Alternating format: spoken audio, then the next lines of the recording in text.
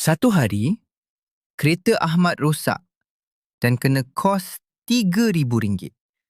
Kalau Ahmad yang dulu, dia mesti dah sesak nafas cari pinjaman.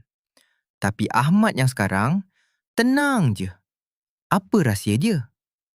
Ahmad dah tak simpan duit buta-buta. Dia bina tabung nyawa atau emergency fund dulu sebelum tabung nafsu. Ramai orang silap simpan duit sebab nak beli iPhone baru atau nak pergi healing. Tapi bila musibah datang, sakit atau kereta rosak, simpanan healing tu lebur macam tu je. Ahmad pastikan dia ada 6 bulan gaji dalam tabung nyawa. Bila kau ada tabung ni, kau bukan sekadar simpan duit, tapi kau tengah beli ketenangan.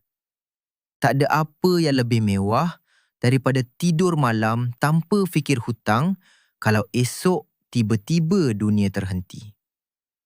Korang simpan duit untuk gaya atau untuk nyawa? Jangan tunggu musibah datang baru nak menyesal. Follow, like dan share MAVE Intel. Kita jumpa di siri seterusnya pula.